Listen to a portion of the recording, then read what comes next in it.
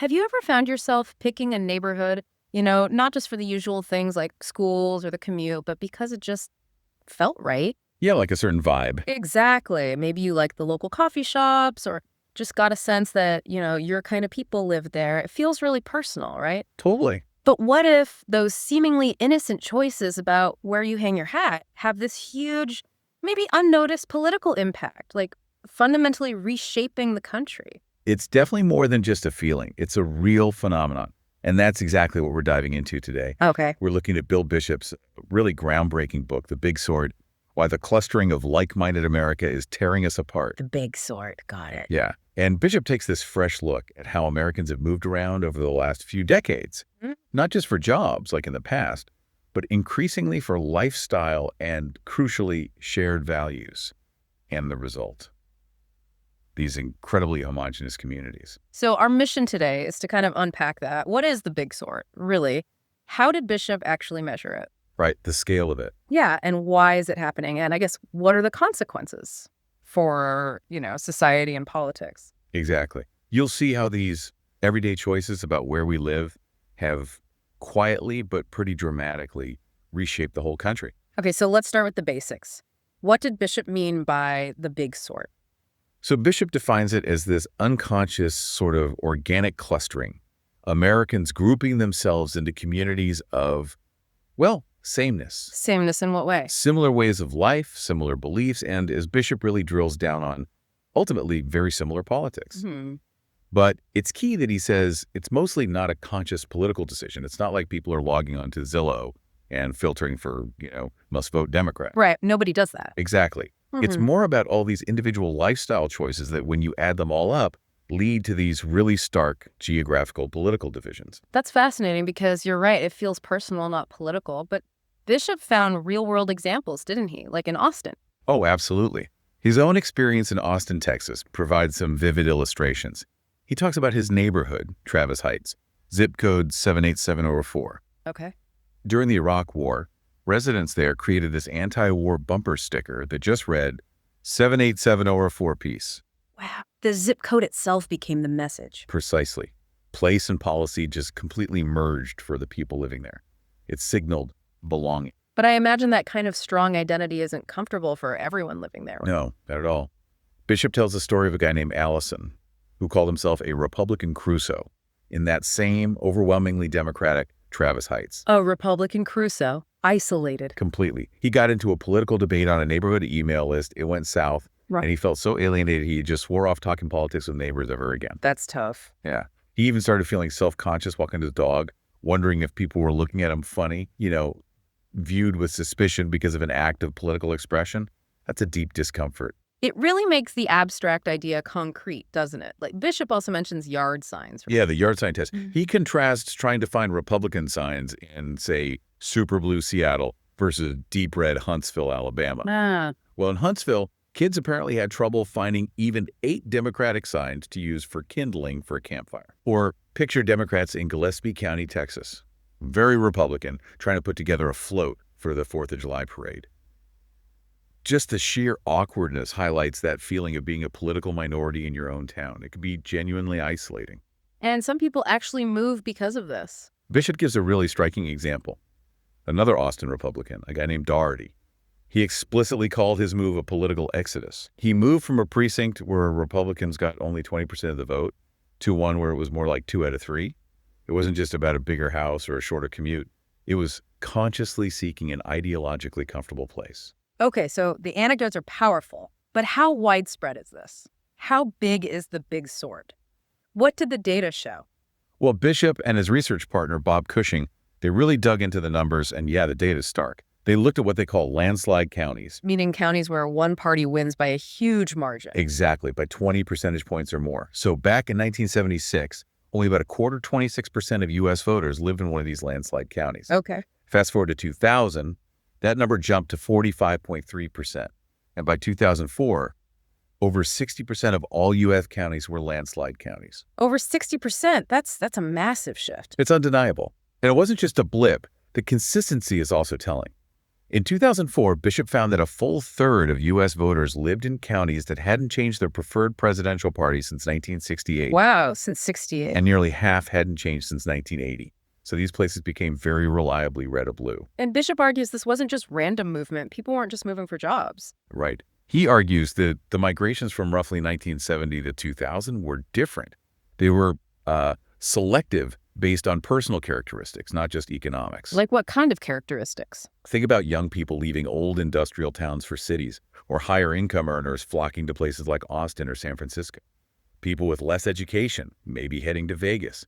College grads pouring into Portland. Okay, I can see that. Even racial patterns shifted. Black populations growing in places like Atlanta and D.C., while white populations surged in Austin and Orlando. It was a sorting across multiple demographic lines. And did this sorting affect Republicans and Democrats equally? That's a really interesting point Bishop makes. It wasn't entirely symmetrical. Republican counties tended to become more politically segregated. How so? Get this. Between 1995 and 2000, almost 80%, 79% of people who moved out of Republican counties ended up settling in other Republican counties. Wow, sticking with their own kind, politically speaking. It suggests a really strong pull towards that ideological comfort zone. Yeah. And it wasn't just politics. Religion played a role, too.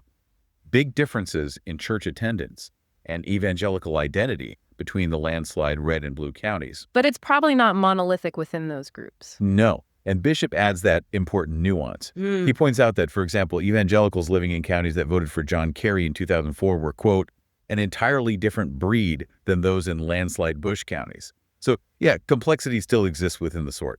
Okay, so we're sorting ourselves geographically based on lifestyle, values, politics, even religion. What does living in these like-minded bubbles actually do to us psychologically? This is where it gets really crucial and maybe a bit unsettling. There's a well-known concept in social psychology called group polarization. Group polarization, meaning Basically, when people who already agree on something get together and talk only amongst themselves, living, working, worshiping in these homogenous groups, their existing beliefs don't just get confirmed, they actually get amplified. They tend to move towards more extreme versions of their original views. so talking with like-minded people makes you more dug into your position, not more moderate. Generally, yes. Bishop cites classic experiments, like James Stoner's work on the risky shift phenomenon. Risky shift. Yeah. Stoner found that groups consistently made riskier decisions than the average individual member would have made alone. If you thought, say, a risky business venture had a 30% chance of success, and you might take it, the group discussion might lead everyone to agree to take it, even if the odds were only, say, 20%. Huh. So the group dynamic encourages more extreme choices, not caution. In many cases, yes. Mixed company tends to moderate, while like-minded company can polarize. And this has happened with political discussions, too. Absolutely. Bishop highlights a fascinating study by Schade and Sunstein. They got groups of liberals from Boulder, Colorado, and conservatives from Colorado Springs together. Okay, classic contrast there. Right. They had them discuss issues, but only with people from their own city. Yep. So, liberals with liberals, conservatives with conservatives. And what happened after they talked? After just 2 hours, the consensus opinions within each group became significantly more extreme in the direction you'd predict. Boulder liberals became more uniformly liberal. Colorado Springs conservatives more uniformly conservative. So they didn't just agree, they became more strongly aligned. Exactly. And interestingly, the differences within each group actually narrowed. Discussion led to more conformity, not less. That sounds like an echo chamber. It really does. And other research supports this. Diana Muss found that only about 23% of Americans say they regularly discuss politics with people who disagree with them. We're just not having those cross-cutting conversations. And we probably seek out news that confirms our views, too. Definitely. There's this Stanford Washington Post study Bishop mentions where people chose news sources based on what they thought was the political leaning. Democrats picked CNN, NPR. Republicans went for Fox, even when the labels on the content were switched. Wow. So it's about the brand, the perceived alignment, not just the information itself. It seems that way. It's about seeking confirmation. It almost sounds like our brains are wired for this. Well, Bishop touches on a brain scan study that's pretty eye-opening. When people listen to contradictory political statements from candidates they disagreed with, the parts of the brain associated with cool reasoning, logic, they kind of shut down. Turned off. The emotional circuits, Yeah. pleasure centers, Yeah. areas involved in moral judgment. The psychologist Drew Weston, who did related work, said it's like Partisans just twirl the cognitive dials until they reach the conclusion they want to reach. It's motivated reasoning, not objective analysis. Goodness. So what are the real-world consequences of all this sorting and polarization? They're pretty significant for democracy. In these very homogenous communities, Bishop notes political minorities, that Republican Crusoe type, often just retreat from public life. They might participate less, their voter turnout can be dampened. They just check out. Yeah, and misunderstanding between different groups grows because they're so secluded from each other.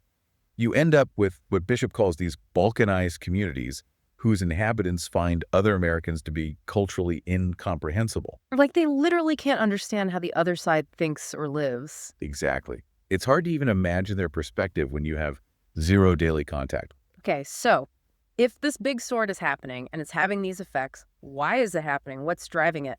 I know people often blame gerrymandering. Right, that's the go-to explanation for a lot of folks, politicians drawing crazy district lines to create safe seats. And Bishop acknowledges it plays a role, but he really pushes back against it being the primary cause itself. Oh. Well, he points out that if gerrymandering was the main driver, you would expect to see big jumps in polarization right after each redistricting cycle, like in 1980, 1990, 2000. No immediate huge leaps in these lopsided districts. The number of super safe House seats only increased slightly over that period. He argues things like the massive fundraising advantage incumbents have is actually a bigger factor in safe seats than just the map lines. Okay, so it's not just the politicians drawing lines. What about other top-down theories, like, powerful media machines or secret memos dictating strategy? Bishop addresses those too, the idea of, say, well-funded think tanks or the infamous Powell memo creating this us versus them mentality from the top. He doesn't dismiss them entirely, but he argues strongly that politics is a two-way street. Meaning it flows bottom up, too. Precisely. While top-down forces exist, the big sort, he argues, is crucially driven by changes happening from the bottom up.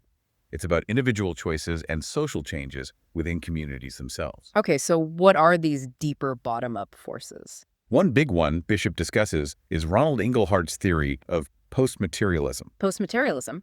Sounds academic. It does, but the idea is pretty straightforward. Inglehart argued that as societies get richer, more secure, people's focus shifts. They move away from basic survival needs income, safety towards post-materialist values.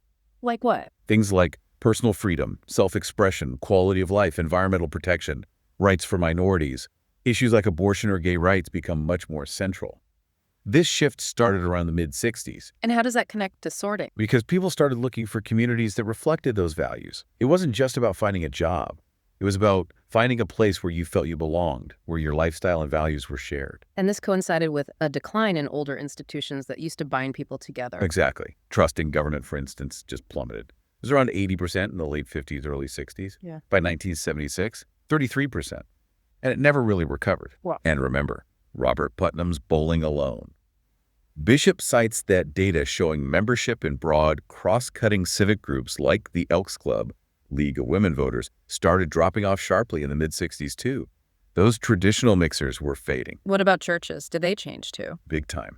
Bishop talks about the decline of the old mainline Protestant denominations and the simultaneous rise of more fundamentalist evangelical faiths. But even more interesting is how many churches grew.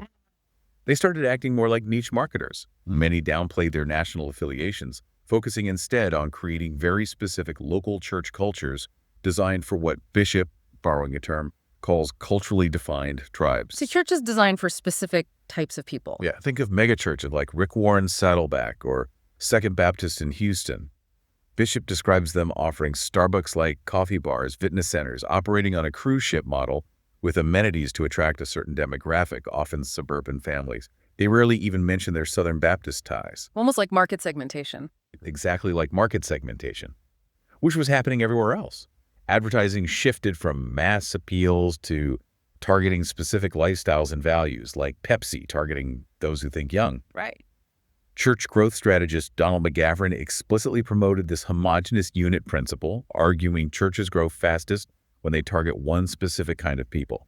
It worked for growth, but it also sorted people religiously and culturally. And political campaigns picked up on this? Oh, absolutely. Yeah. Especially the Bush campaign in 2004, Bishop argues. They mastered micro-targeting. Forget trying to persuade swing voters in the middle. What do they do instead? They focused intensely on identifying and turning out their base. They used sophisticated data mining to find reliable Republicans and then activated existing social networks within those homogenous communities, churches, veterans groups, hunting clubs. So leveraging the sort that was already happening. Precisely. They called it the Applebee's strategy. Go where your supporters already are. They collected church directories, got lists of gun owners, and recruited local navigators within these groups to mobilize their neighbors. It was about activating identity, not persuasion. Okay, so cultural shifts, institutional changes, marketing strategies. What about economics? Did money play a role in this sort? A huge role. Bishop describes this economic divergence where some cities just started sucking up talent and income while others were flinging them out. You saw these widening gaps in things like education levels between cities. Like the Austin versus Cleveland example. Exactly. Austin's college-educated population skyrockets, Cleveland's barely budges. Richard Florida's work on the creative class fits here too. These educated, innovative workers were sorting themselves into specific cities that offered the amenities and culture they wanted. So cities started competing on lifestyle, not just jobs. Yes. Bishop talks about the rise of consumer cities. The city's product became lifestyle. People started voting with their feet, as economists say, choosing where to live based on things like good schools, parks, a vibrant art scene, bike lanes. The books, beer, bikes, and Birkenstocks factor you mentioned for Portland. Right. People moved there for the culture, even if job growth wasn't as high as elsewhere. They were buying a lifestyle, and that lifestyle often correlated strongly with political views. And underlying all this, Bishop suggests, are maybe even deeper differences in basic worldview. Yeah, he touches on ideas like George Lakoff's strict father versus nurturant parent, moral frameworks, these fundamental ways of seeing the world that shape views on everything from raising kids to foreign policy, intend to cluster geographically. Okay, so we've sorted ourselves culturally, economically, religiously, politically. What does this mean for actually governing the country? It leads to what Bishop calls the politics of the centrifuge. Everything flies outwards. Parties have an incentive to find more areas of disagreement, not fewer, to energize their respective bases in these sorted communities. So disagreement becomes the fuel. In a way, yes. And people become more fiercely loyal to their party team. Bishop suggests people even change their minds on specific issues to stay aligned with their party rather than the other way around. The social pressure in these homogenous places is powerful. And this must affect the kinds of candidates who get elected. Definitely. Think about primaries.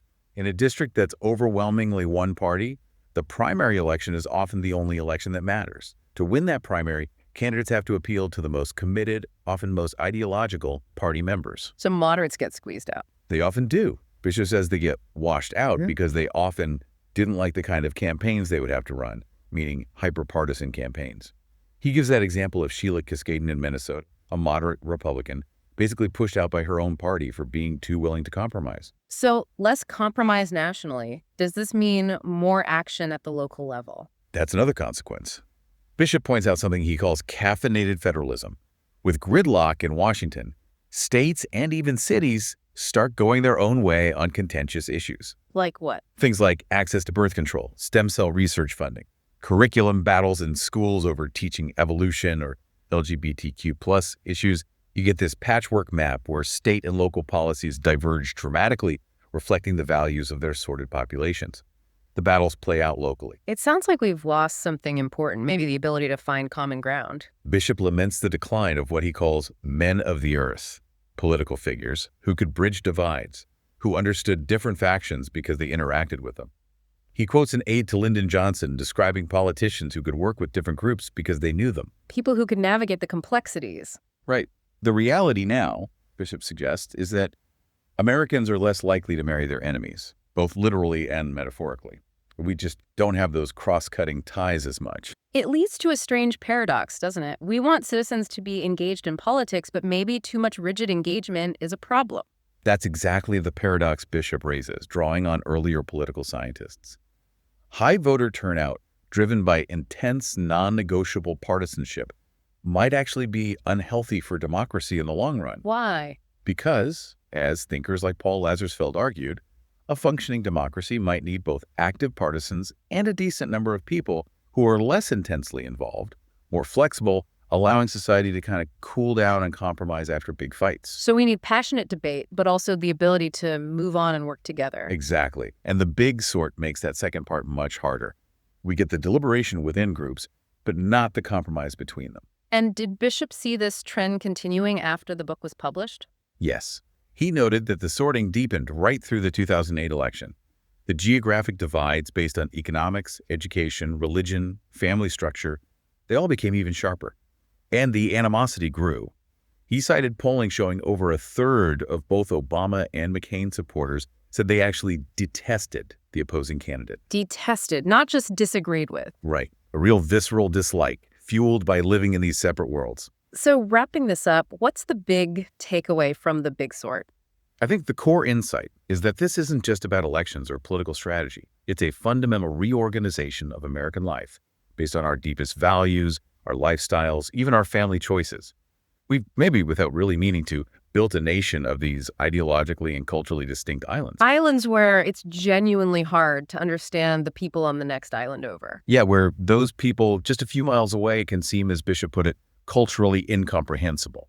It definitely leaves us with a provocative thought, doesn't it? For you, our listener, thinking about your own life, your own community, how much do you think you choose the comfort of agreement over the challenge of disagreement? Am I contributing to this big sort? And maybe the bigger question, Yeah.